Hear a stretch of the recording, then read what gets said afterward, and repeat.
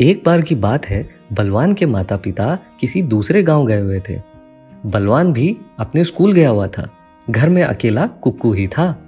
वह अकेला घर में परेशान हो गया था, तो वह गांव में सैर करने के लिए निकल गया। कुक्कू जब गांव के बाजार से होता हुआ नदी की तरफ गया तो वहां कुछ बच्चे खेल रहे थे। कुक्कू पेड़ पर बैठ के उन्हें देखने लगा। थोड़ी देर में कुक्कू ने देखा कि पानी में कुछ हलचल हुई। कुक्कू ने उस तरफ जाके देखा। उसे एक बहुत लंबी और मोटी सी पूंछ दिखाई दी। कुक्कू उसे देख के बहुत डर गया। वह तुरंत अपने घर की तरफ उड़ गया। शाम को जब बलवान घर आया तो वह देखता है कि कुक्कू अपने पिंजरे में बहुत डरा हुआ बैठा था। बलवान ने कुक्कू से पूछा कि क्या हुआ, तुम इतने डरे हुए क्यों हो? लेकिन कुक्कू ने उसे कुछ नहीं बताया।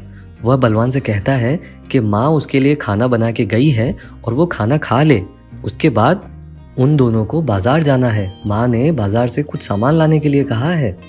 बलवान को कुक्कू की बातों पे कुछ शक हुआ, लेकिन उसने इतना ध्यान नहीं दिया। वह खाना खा के कुक्कू के साथ बाजार चला गया सामान लाने के लिए। बहुत दिन बीत जाते हैं। अभी गांव में सब ठीक था, पर एक दिन अचानक गांव में यह खबर फैलती है कि गांव की नदी में मगरमच्छ है। बलवान और कुक्कू भी सभी गांव वालों के साथ नदी की तरफ जाते हैं। कुछ लोग कहते हैं कि वो मगरमच्छ है, तो कुछ लोग कहते हैं कि वो कोई और जादुई चीज है।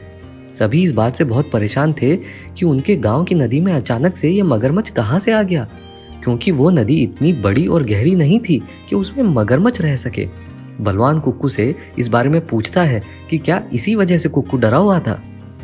कुक्कू बलवान को कहता है कि उसने वहां कुछ अजीब देखा था, पर वह क्या था उसे नहीं पता, इसलिए वह कुछ नहीं बता रहा था कि उसने क्या देखा है।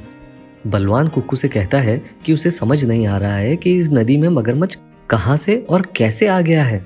कुक्कू कहता है कि उन्हें नदी के पास जाके देखना चाहिए कि ये सब आखिरकार हो क्या रहा है। अगले दिन कुक्कू और बलवान नदी के पास जाते हैं। तब नदी बहुत शांत थी, वहां सब कुछ ठीक था। वो जब वहां से जाने लगते हैं तभी उन्हें किसी की आवाज आती है, मुझे आजाद करो, मुझे आजाद करो। इस तरह से आवाजें आने लगी।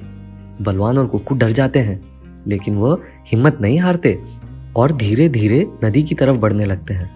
जब बलवान और कुक्कू नदी की तरफ गए तो उन्होंने देखा कि वो आवाज उस मगरमच्छ की थी। बलवान उसे मारने वाला ही था कि वो मगरमच्छ बोला कि मुझे मत मारो, मैं कोई मगरमच्छ नहीं हूँ। पहले तो कुक्कू और बलवान मगरमच्छ को बोलता हुआ देख के चौंक जाते हैं, पर वो उससे पूछते हैं कि वो मगरमच्छ नहीं है तो फिर कौन है और वह बात कैसे कर रहा है। मगरमच्छ बताता है कि वो एक जलपरी है, उसे एक बुरी जादूगरनी ने ऐसा बना दिया है। अब मुझे वही पहले जैसा कर सकता है जो दिल से नेक हो और जो कभी किसी की मदद करने से मना नहीं करता। कुक्कू कहता है कि बलवान उसकी मदद कर सकता है, पर उसका तरीका जलपरी को ही बताना होगा। तब वह मगरमच्छ उसे बताता है कि उसकी पूंछ के जरिए कोई उसे बाहर खींच ले तो जादूगरनी का जादू खत्म हो जाएगा। बलवान कोशिश करता है, पर वह उसे बाहर नहीं ला पाता। पर तभी बलवान को एक तरकीब सूझती है।